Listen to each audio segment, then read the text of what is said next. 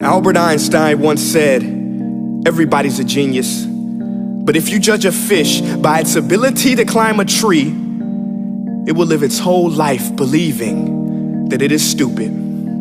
Ladies and gentlemen of the jury, today on trial we have modern day schooling. Glad you could come. Not only does he make fish climb trees, but also makes them climb down and do a 10-mile run. Tell me, school, are you proud of the things you've done? Turning millions of people into robots, do you find that fun? Do you realize how many kids relate to that fish? Swimming upstream in class, never finding their gifts, thinking they are stupid, believing they are useless? Well, the time has come, no more excuses. I call school to the stand and accuse him of killing creativity, individuality, and being intellectually abusive. He's an ancient institution that has outlived his usage. So, Your Honor, this concludes my opening statement, and if I may present the evidence of my case, I will prove it. Proceed. Exhibit A. Here's a modern day phone. Recognize it? Here's a phone from 150 years ago. Big difference, right? Stay with me. Here's a car from today, and here's a car from 150 years ago.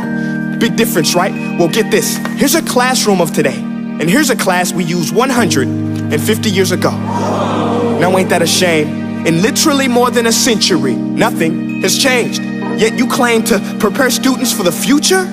But with evidence like that, I must ask, do you prepare students for the future or the past? I did a background check on you and let the record show that you were made to train people to work in factories, which explains why you put students in straight rows, nice and neat, tell them sit still, raise your hand if you want to speak, give them a short break to eat, and for 8 hours a day, tell them what to think. Oh, and make them compete to get an A letter which determines product quality, hence grade A of meat. I get it. Back then, times were different. We all have a past. I myself am no Gandhi. But today, we don't need to make robot zombies. The world has progressed. And now we need people who think creatively, innovatively, critically, independently, with the ability to connect. See, every scientist will tell you that no two brains are the same. And every parent with 2 or more children will confirm that claim. So please explain why you treat students like cookie cutter frames or snapback hats, giving them this one-size-fits-all crap. Watch your language. Sorry, Your Honor, but if a doctor prescribed the exact same medicine to all of his patients, the results will be tragic. So many people would get sick, yet when it comes to school, this is exactly what happens. This educational malpractice, where one teacher stands in front of 20 kids, each one having different strengths, different needs, different gifts, different dreams, and you teach the same thing the same way? That's horrific. Ladies and gentlemen, the defendant should not be acquitted. This may be one of the worst criminal offenses ever to be committed. And let's mention the way you treat your employees. Objection. Overruled. I want to hear this. It's a shame. I mean, teachers have the most important job on the planet, yet they're underpaid? No wonder so many students are short-changed. Let's be honest, teachers should earn just as much as doctors, because a doctor can do heart surgery and save the life of a kid, but a great teacher can reach the heart of that kid and allow him to truly live. See, teachers are heroes that often get blamed, but they're not the problem. They work in a system without many options or rights. Curriculums are created by policymakers, most of which have never taught a day in their life. Just obsessed with standardized tests. They think bubbling in a multiple choice question will determine success. That's outlandish. In fact, these tests are too crude to be used and should be abandoned, but don't take my word for it. Take Frederick J. Kelly, the man who invented standardized testing, who said, and I quote, "These tests are too crude to be used and should be abandoned." Ladies and gentlemen of the jury, if we continue down this road, the results will be lethal. I don't have much faith in school, but I do have faith in people. And if we can customize healthcare, cars, and Facebook pages, then it is our duty to do the same for education, to upgrade it, change it, do away with school spirit, because that's useless. Unless we're working to bring the spirit out of each and every student, that should be our task.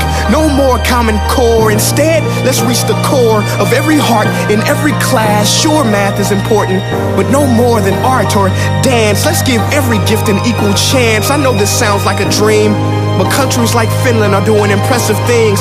They have shorter school days, teachers make a decent wage, homework is non-existent, and they focus on collaboration instead of competition. But here's the kicker, boys and girls.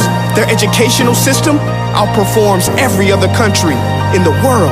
Other places like Singapore are succeeding rapidly. Schools like Montessori, programs like Khan Academy. There is no single solution, but let's get moving.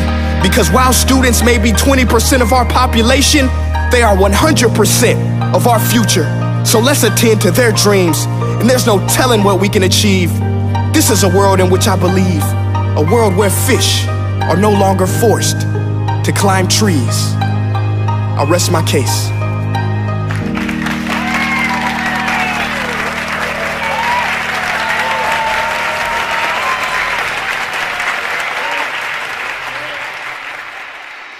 Hey guys, my name is Prince EA, and I want to say thank you so much for watching my video. But now, I want to know what you think. How can we together create a more efficient, effective, and just better future of learning? I want you to visit nestday.com/preorderthefuture and share your thoughts and ideas on the topic. Peace.